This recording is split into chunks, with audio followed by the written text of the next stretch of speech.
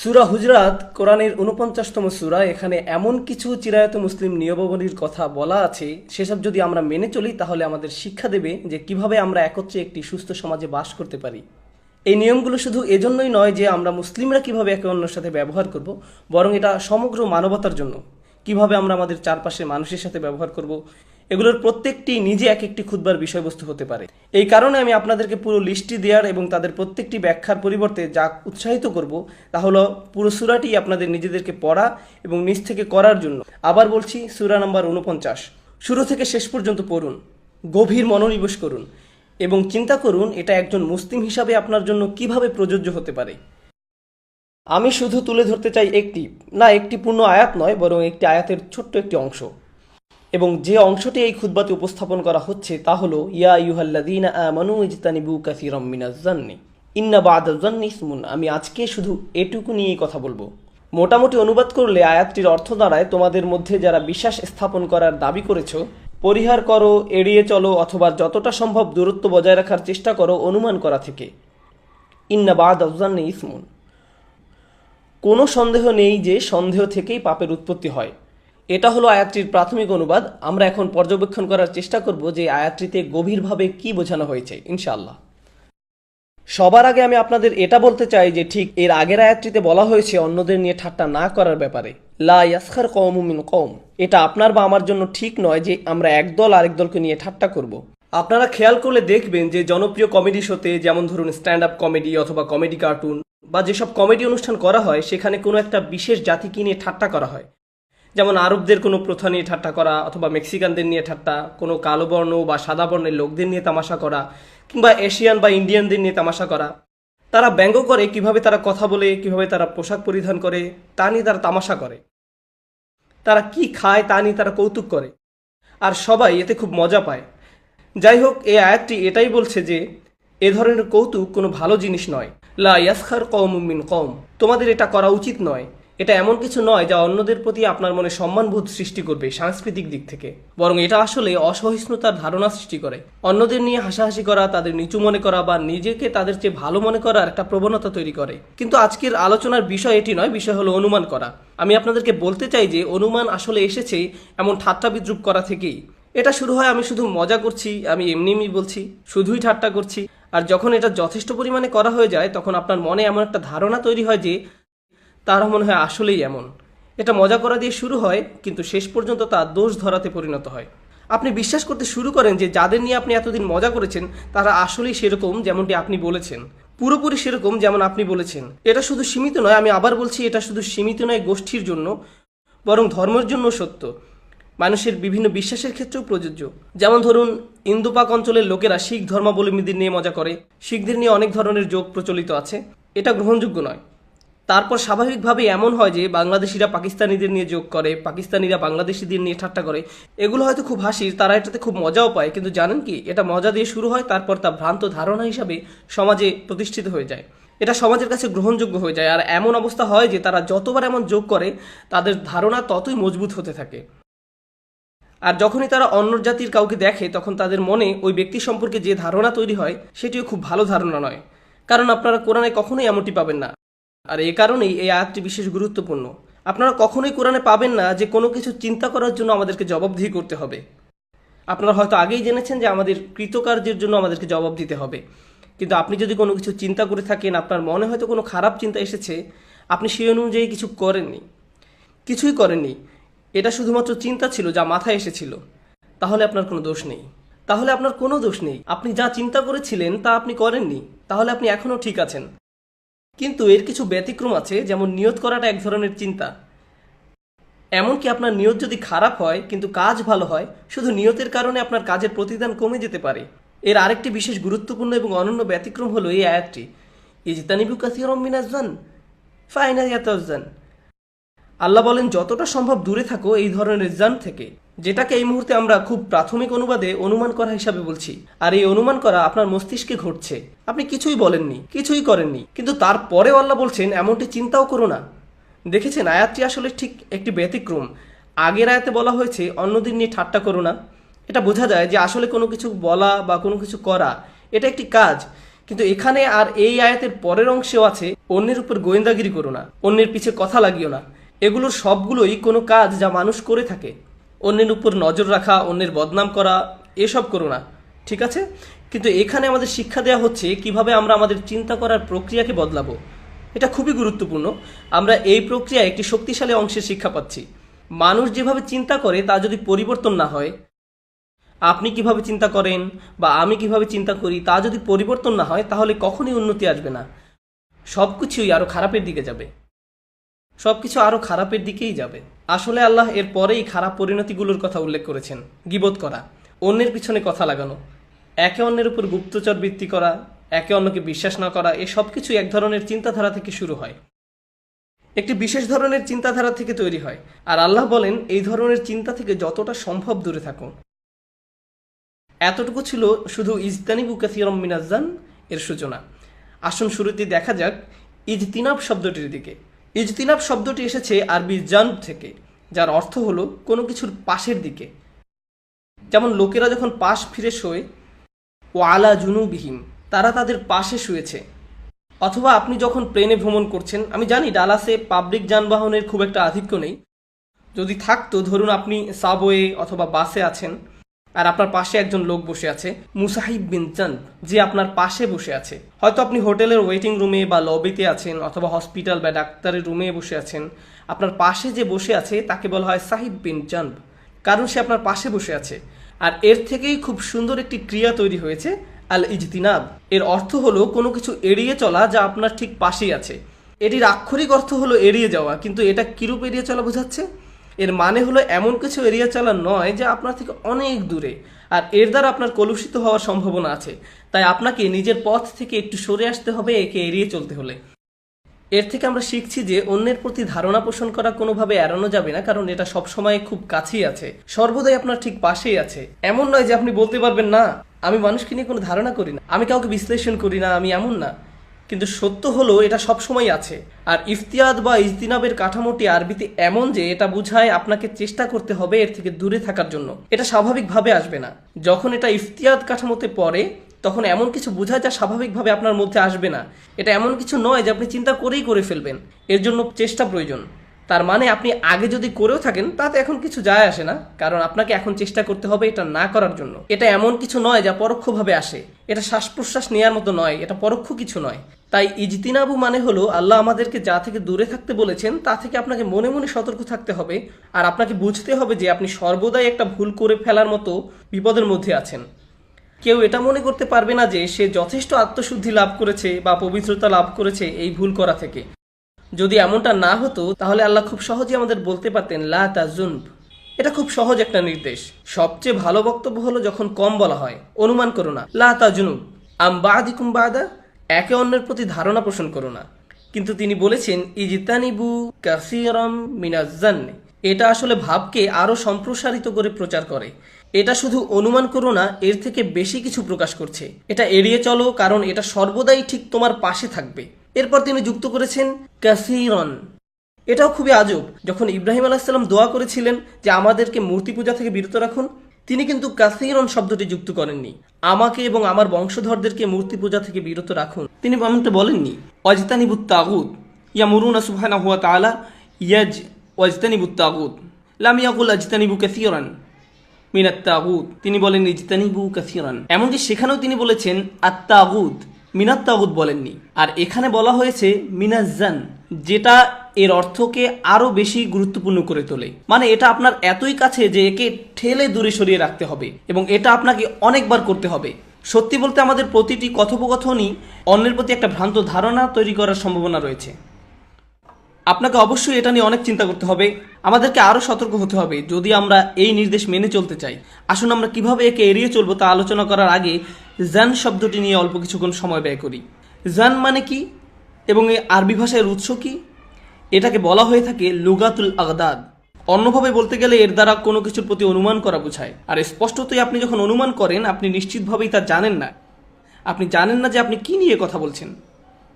কিন্তু জান বলতে এটাও বোঝায় যে আপনার অনুমান এমন এক পর্যায়ে পৌঁছেছে যে আপনি এতে নিশ্চিতভাবেই আপনার মনকে মানিয়ে নিয়েছেন। এটা আসলে দুটি অর্থকে একত্রে বোঝাচ্ছে। যেমন কোরআনে ভালো অর্থে এটাকে ব্যবহার করা হয়েছে, আল্লাযীনা ইয়াযুন্নুনা আন্নাহুম মুলাকু রাব্বিহিম ওয়া হুম লা ইউকিনুন, তারা নিশ্চিতভাবে বিশ্বাস করে যে তারা তাদের মালিকের দেখা পাবে। এটাও এক ধরনের দৃঢ় ধারণা। ঈমান গ্রহণের পূর্বে তাদের অনুমান ছিল, আমি কি আমার মালিকের সাথে দেখা করতে পারবো, কি জানি সত্যি হলেও হতে পারে। কিন্তু ঈমান গ্রহণের পর এটা স্থায়ী হয়, এটা দৃঢ় বিশ্বাসে পরিণত হয়। আল্লাযীনা ইয়াযুন্নুনা আন্নাহুম মুলাকু রাব্বিহিম। বিপরীত দিকে আবার এমন মানুষও আছে যারা এমন বলে যে মৃত্যুর পর আমাদের জীবিত করা হবে না। ওয়ামা ইউবলিগুনা ইল্লা দাহর ওয়ামা লাহুম বিযালিকা মিন ইলম ইন হুম ইল্লা ইয়াযুন্নুন। তারা বলে মৃত্যুর পর আবার আমাদের জীবিত করা হবে না, এবং আল্লাহ বলেন তারা শুধু অনুমান করছে। ইয়াজুন্নুন এটি আসলে ক্রীড়াপদ। এখানে কি বলা হচ্ছে বিশেষ করে এই আয়াতে? এর অর্থ হলো, প্রথমত আপনি কারো ব্যাপারে অনুমান করেছেন, আমি তাকে পছন্দ করি না, লোকটা কেমন যেন। কেউ মসজিদে প্রবেশ করছে, ওকে দেখে বললেন দাড়ি দেখো, আস্তাগফিরুল্লাহ, ওই লোকটা প্যান্ট পরে আছে, কুফফারদের মতো পোশাক পরে, কি সমস্যা লোকটার? আপনি একজনকে দেখেই সাইজ করে দেন। আপনি কোনো রায় দেননি লোকটির ব্যাপারে, তবুও জানেন যখন সময় পার হতে থাকে এক পর্যায়ে নিশ্চিত হয়ে যায় যে ওরা সবাই এরকম, ওরা ওই রকমই। সব আফ্রিকানরা এরকম, সব সেনেগালরা এরকম, সব নাইজেরিয়ানরা একরকম, বাংলাদেশিরা একরকম, সব টার্কিশরা এরকম। আমি ওদের সকলকেই জানি, তুমি আসলে জানো না ওদেরকে, আমি জানি। আর এটাই জান, আপনি এত নিশ্চিত, আপনি এতটাই বিশ্বাসী আপনার অনুমানের উপর, আর এটাই জান। আল্লাহ তাআলা বলছেন ইজতানিবু কাসীরাম মিনাজ্জান। এই ব্যাপারটা শুধু জাতির উপর না, এই কাজটি ঘরের মধ্যেও হয়। স্ত্রী এক কথা বলল, আমরা ধরে নেই সে খারাপ কিছু মিন করেছে। হাজব্যান্ড একটা কথা বলল স্ত্রীকে, সে অনুমান করে নেয় সে তাকে নিয়ে ঠাট্টা করছে। আজকে ডিনার খুব ভালো হয়েছে, হাজব্যান্ড বলল। ও, তোমার আজকেও ভালো লাগেনি তাই না? আমি জানি তুমি আসলে এটাই বোঝাতে চাচ্ছ। না না, আমি বলছি খুবই ভালো হয়েছে। না না, আমি জানি তুমি কি বোঝাচ্ছ। এটাই জান, আপনি টেলিপ্যাথিক না, আপনি জানেন না আরেকজন আসলে কি বোঝাচ্ছে। আপনি শিখুন কিভাবে ভালো ধারণা করা যায়। জান এতটাই খারাপ আকার ধারণ করতে পারে, যখন দুজন মানুষ হেঁটে যায় আর একজন আসসালামু আলাইকুম বলে, আরেকজন বলে ওঠে ওয়ালাইকুম আসসালাম। আমি আসলে বুঝতে পারছি তুমি সালাম দ্বারা কি বোঝাচ্ছ। তুমি আসলে দেখতে চাচ্ছ যে ওয়ালাইকুম আসসালাম বলি কিনা, কারণ তুমি বোঝাতে চাচ্ছ তুমি আমার থেকে ভালো। ওইভাবে সালাম দিয়েছে কেন? কি বলো, ও তো শুধু সালাম দিয়েছে। না না, ও কীরকম চোখে আমার দিকে তাকাচ্ছিল, আমি এর মানে বুঝি। শ্রোতাদের মধ্যেও এমন কিছু মানুষ আছেন যারা ভাবছেন যে সে কেন আমার দিকে এইভাবে তাকাচ্ছে, কেউ কি তাকে আমার ব্যাপারে কিছু বলেছে? আমি এর আগেও একই ধরনের বিষয়ে খুতবা দিয়েছি, যেটা ছিল সুন্দরভাবে নম্রভাবে কথা বলা সম্পর্কে। ওয়াকুলু লিন্নাসি হুসনান। সম্পূর্ণ খুতবাটি ছিল নম্রভাবে কথা বলা নিয়ে, কারণ আমাদের এটাই দরকার। আমাদের সম্পূর্ণ আয়াতটির প্রয়োজন নেই, শুধু ওই অংশটুকুই জরুরি, কারণ আমরা তাতে খুবই দুর্বল। তো আমি যখন ওই বিষয়ে খুতবা দিচ্ছিলাম, যার একটি অংশ ছিল অনুমান করা নিয়ে, মানুষের সাথে সুন্দরভাবে কথা বলা নিয়ে, পরে এক ভাই এসে আমাকে বললেন যে কে তোমাকে এই খুতবা দেওয়ার জন্য কত টাকা দিয়েছে, কেউ কি তোমাকে আমার সম্পর্কে বলেছে? কি অবস্থা দেখুন। এটি হচ্ছে জান। আপনি চিন্তাই করতে পারেন না যে কেউ আপনার ভালো বলছে, আপনি চিন্তাই করতে পারেন না যে কেউ আপনাকে প্রস্তাব দিচ্ছে, কোনো উপদেশ দিচ্ছে, কিন্তু আপনাকে ছোট করার জন্য নয়, আপনার গৌরব ধূলিসাৎ করার জন্য নয়, অপমান করার জন্য নয়, বরং আসলে আপনার ভালোর জন্য। যদি জান বড় হয়ে যায়, তবে আমরা কখনোই একে অপরকে ভালো উপদেশ দিতে পারবো না। আমি আপনার নিকট একজন ভাই হিসাবে বলতে পারবো না যে আমি আপনার একটা বিষয় নিয়ে উদ্বিগ্ন, কারণ আপনি আমার ব্যাপারে এত বেশি অনুমান করে রেখেছেন যে আপনি আমার উপদেশ নিতে প্রস্তুত নন। আপনি ভাববেন যে আমার হয়তো অন্য কোনো উদ্দেশ্য আছে, আর আপনি তখন তা গ্রহণ করবেন না। আর এই জান শুধু আমাদের পারিবারিক বা সামাজিক কর্মকাণ্ডেই সীমাবদ্ধ নয়, বরং আমাদের আর ইসলামের দোয়াত এবং উলামাদের মধ্যেও বিরাজমান। কেউ হতে বলে যে ওই উলামার কথা শুনবো না, অমুক দিন সে অমুক কথাটি বলেছিল, তার মানে সে অবশ্যই খারাপ, তার খারাপ উদ্দেশ্য আছে। দেখুন, আমাদের উলামারা নবী নন, আমাদের দায়ীরাও নবী নন। আল্লাহ রসুল সাল্লাহ সাল্লামের পরে যে কোনো ব্যক্তিই তার বক্তব্যে ভুল করতে পারে, কারণ তারা সকলেই সাধারণ মানুষ। সব সময় এই সম্ভাবনা আছে যে কোনো স্কলার হয়তো কোনো কিছু বলবেন আর সেটা সম্পূর্ণ সঠিক হবে না, অথবা আপনি তার সাথে একমত হতে পারছেন না। যদিও আপনি স্কলার নন, তারপরও আপনি তার একটি কথার সাথে একমত নন। তার মানে এই না যে তারা যত ভালো কাজ করেছে অথবা ভবিষ্যতে করবে সবই বৃথা গেল। আপনি শুধু তাদের একটি কথার কারণেই তাদের তাচ্ছিল্য করতে পারেন না, কোনোভাবেই পারেন না। যদি এমনটা আপনার বা আমার সাথে ঘটতো, ভাবুন যে আমি একটি কথা বলেছিলাম 5 বছর আগে, আর কেউ একজন সেটি মনে রেখেছে আর আমার আর কোনো কথারই মূল্য দিচ্ছে না। অথবা হয়তো আপনি আমার বন্ধুকে কোনো কিছু বলেছিলেন। আমরা সবাই ভুল করি, কারণ আমরা সাধারণ মানুষ। কিন্তু শুধু একটি কথার উপর ভিত্তি করে একজন মানুষের পুরো চরিত্রকে অনুমান করা ঠিক নয়, তার চরিত্রকে ধূলিসাৎ করা ঠিক নয়। এরপর আবার অনেকে এমনও আছেন যারা ইসলামিক লেকচার শোনেন না, বই পড়েন না, দার্স শোনেন না। তারা শুধু লেকচারের সময় অপেক্ষা করেন এমন কিছুর জন্য যা তারা আক্রমণ করতে পারেন। ও সেই কথা বলেছে, এই কথা, আচ্ছা আচ্ছা, মানে তারা ধারণা নিয়ে এখানে এসেছেন। তাদের আসার কথা ছিল আল্লাহর নৈকট্য লাভের জন্য, অথচ তাদের একমাত্র উদ্দেশ্য হলো ধারণা। আমি এই অংশটা নিব, এরপর এটা থেকে ভিডিও বানাবো, তারপর এর বিরুদ্ধে লিখবো, তারপর এটা করব। আল্লাহু আকবার। আপনার সমস্যা কি?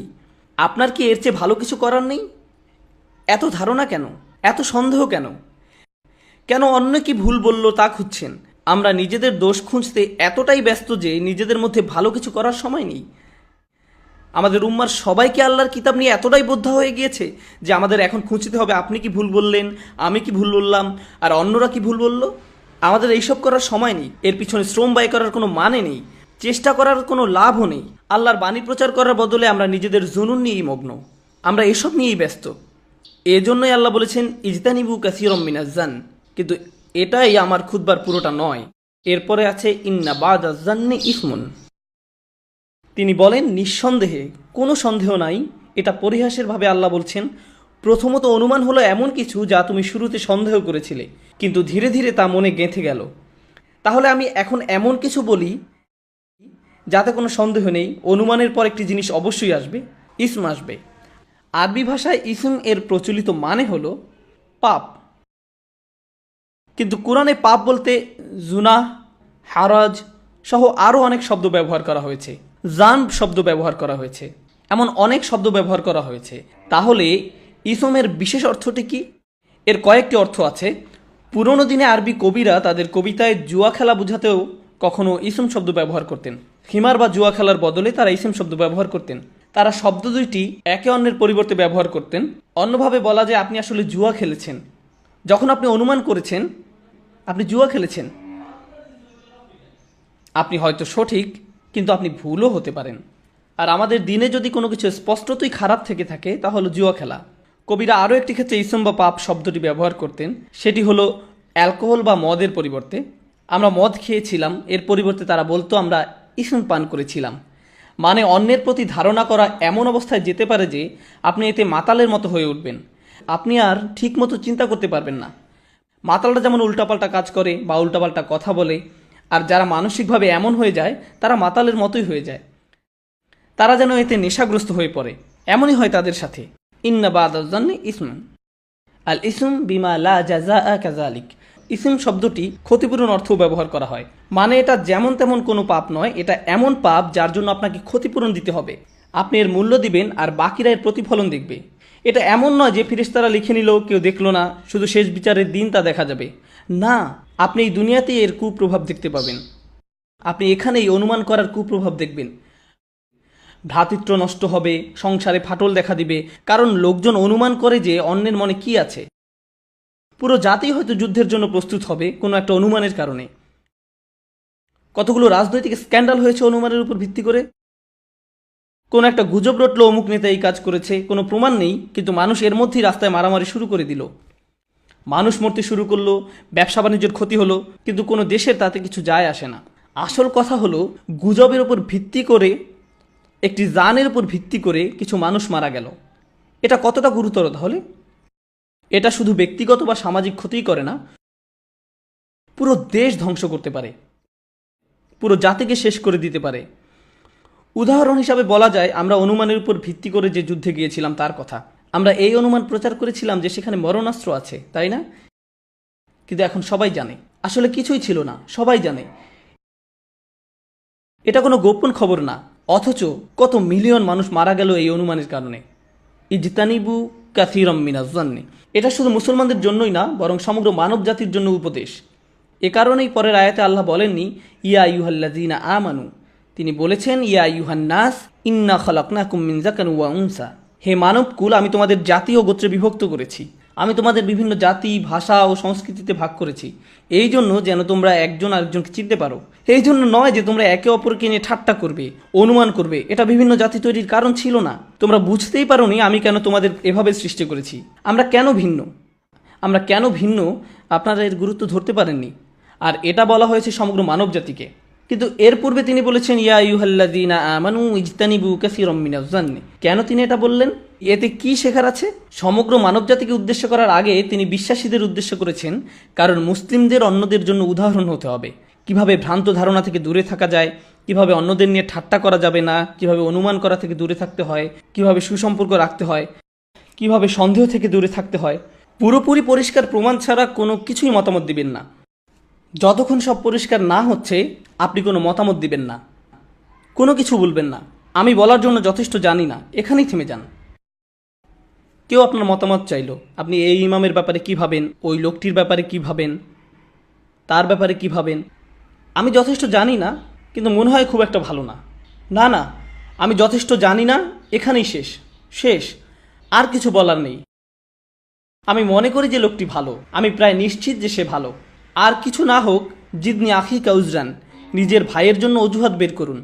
যদি আপনি যথেষ্ট না জানেন, বলবেন না যে আমি শুধু শুনেছি। ইজা কিলা ওয়াকল, যখন আপনি কোনো কিছু শুনে সেটা প্রচার করেন, তা আমাদের নবী সাল্লাল্লাহু আলাইহি সাল্লামের শিক্ষার বিরোধী। তাই আপনি যখন বলেন আমি শুনেছি আর এরপর তা প্রচার করেন, আপনি আসলে নবী সাল্লাল্লাহু আলাইহি সাল্লামের আদেশ অমান্য করলেন। আপনি যখন ভাবছেন আমি কি শুনছি, না থাক, আমি কিছু শুনিনি, অন্য কেউ ছিল, আলাপের বিষয় পরিবর্তন করুন। এটা শেষ করবেন না, কারণ এটা ধারণারই এক রূপ। কারণ এর থেকে হয়ে এটা এমন পর্যায়ে যায় যে মানুষ নানা ধরনের অনুমান শুরু করে দেয়, তারপর তারা এর উপর ভিত্তি করে সিদ্ধান্ত নেওয়া শুরু করে। আমাদের এমন জাতি হতে হবে যারা সঠিক তথ্য খুঁজবে, যতক্ষণ পর্যন্ত না তা পুরোপুরি নিশ্চিত না হলে আপনার কোনো পদক্ষেপ নেওয়ার দরকার নেই। আমরা কখনোই অগ্রসর হব না। আমাদের পরিবারে, কর্মক্ষেত্রে, সমাজে, এমনকি খবরের ক্ষেত্রে প্রয়োগ করতে হবে। কখনো আমরা খবরে কিছু একটা শুনি, ভাবি এটাই সত্য। উদ্দেশ্য, কোনো মানুষ বা ঘটনা নিয়ে কোনো কিছু মতামত দেওয়ার আগে আরও গভীর ও সঠিক অনুসন্ধান হওয়া উচিত। আমাদের আরও বিবেচক হতে হবে। ইন জাআকুম ফাসিকুন বিমা ইন ফাতাবাইয়ানু, কোনো খবর তাদের কাছে আসলে তারা বিবেচনা করে। কোনো খবর শুধু শুনলেই হবে না। ফাতাবাইয়াকু ফাতাসাব্বাতু বিকারাউকা, আরও গভীর ও সঠিক অনুসন্ধান হওয়া উচিত। আমাদের আরও বিবেচক হতে হবে। ইন জাআকুম ফাসিকুন ফাতাবাইয়ানু, কোনো তথ্য তাদের কাছে আসলে তারা তা বিবেচনা করে। কোনো খবর শুধু শুনলেই হবে না, যতক্ষণ পর্যন্ত পুরোপুরি নিশ্চিত না হওয়া যাচ্ছে কোনো মতামত দিবেন না, অনুমান করবেন না। আল্লাহ আমাদের এই নীতিতে চলার তৌফিক দান করুন। আজকে আমাদের নিজেদের পরিবারের আর সমাজের যে অবস্থা, এটা মেনে চললে তার থেকে অনেক ভালো হবে। আল্লাহ আমাদের অন্যের দোষ খোঁজা থেকে বিরত রাখুন, অন্যের প্রতি আন্তরিকতা দান করুন, ভালোবাসা দান করুন। আল্লাহ এই দিনের মাধ্যমে আমাদের এক উম্মাহ হওয়ার তৌফিক দান করুন। আমাদের হৃদয়ের বন্ধন দৃঢ় করে দিন।